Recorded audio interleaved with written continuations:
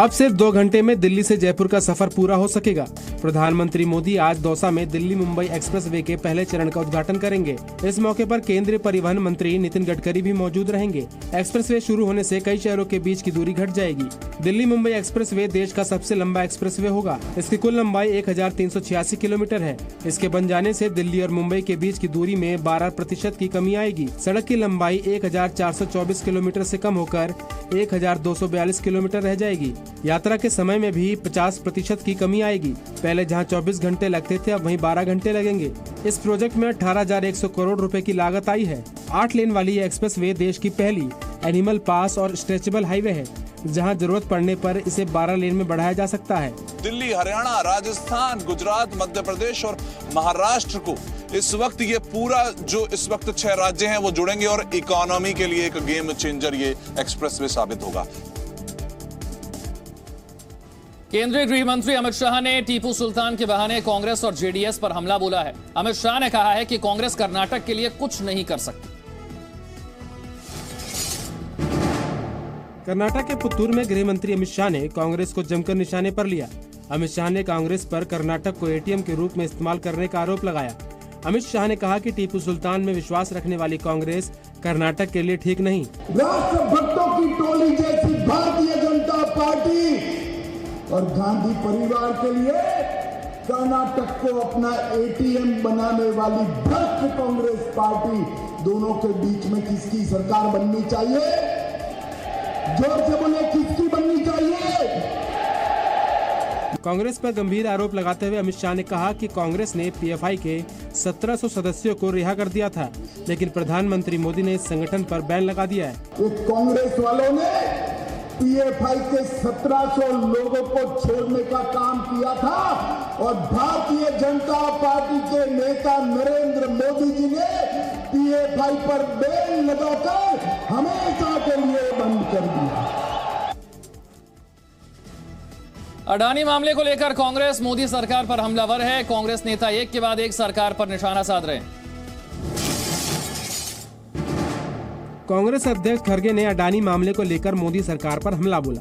खड़गे ने कहा कि प्रधानमंत्री मोदी में बहुत अहंकार आ गया है, लेकिन अहंकार किसी का नहीं टिकता। प्राइम मिनिस्टर को अहंकार आया है और जो अहंकार की बात कर रहे हैं वो बड़ा नुकसानदायी देश के लिए है।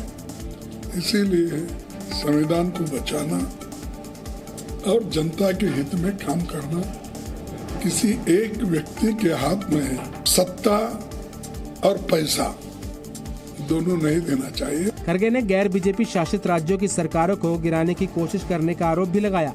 खड़गे ने कहा कि बीजेपी उन राज्यों में भी तोड़फोड़ की कोशिश करती है जहां उनकी गठबंधन सरकार चल रही है और हर राज्य में पार्टियों को तोड़फोड़ करना, कोएलिशन गवर्नमेंट को गिराना, और वो काम यहाँ भी कोशिश कर रहे हैं। अडानी मामले को लेकर आज आम आदमी पार्टी भी बीजेपी के खिलाफ प्रदर्शन कर जेपीसी जांच की मांग करेगी।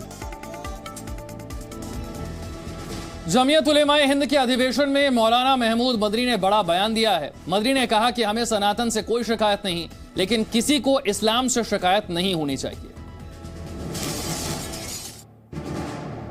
जमीयत उलेमाए हिंद के अध्यक्ष मदनी ने कहा कि इस्लाम बाहर मुल्क से आया कोई मजहब नहीं। मदनी ने कहा कि बीजेपी और आरएसएस से कोई धार्मिक मतभेद नहीं, बल्कि वैचारिक मतभेद है। हमें सनातन धर्म से कोई शिकायत नहीं, लेकिन आपको भी इस्लाम से कोई शिकायत नहीं होनी चाहिए। वादे कर देना चाहते हैं कि आरएसएस और बीजेपी से हमारी कोई मजहबी अदावत नहीं है, बल्कि मजहबी या नस्ली अदावत नहीं है। हमें सनातन धर्म के फरोग से कोई शिकायत नहीं। आपको भी ध्यान कीजिएगा, आपको भी इस्लाम के फरोग से कोई शिकायत नहीं होनी चाहिए। इस्लाम को सबसे पुराना धर्म बताने पर बीजेपी मदनी पर हमलावर है। बीजेपी सांसद सुब्रत पाठक ने कहा कि मदनी मुसलमानों को वंदे मातरम बोलने को क्यों नहीं कहते।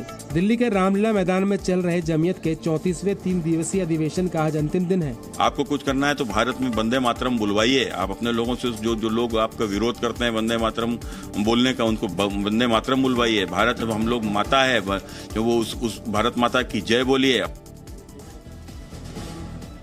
रामचरितमानस को लेकर समाजवादी पार्टी में बवाल मच गया है। विधायक राकेश प्रताप सिंह ने स्वामी प्रसाद मौर्य को निशाने पर लिया।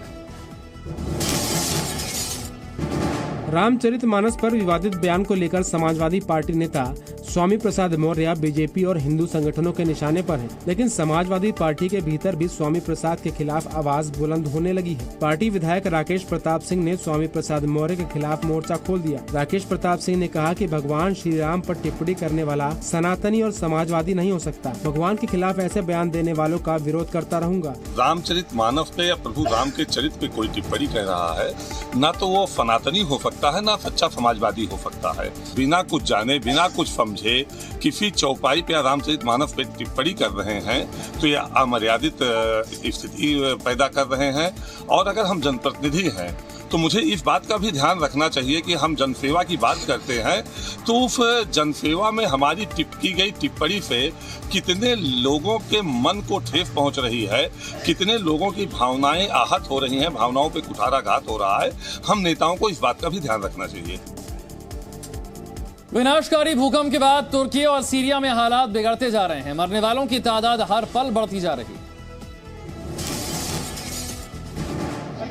तुर्की सीरिया में हर ओर तबाही का मंजर है। मलबे में दबी लाशें लगातार निकल रही हैं। तुर्की सीरिया में भूकंप से मौत का आंकड़ा 29,000 के पार कर गया है। अभी भी कई लोग लापता हैं।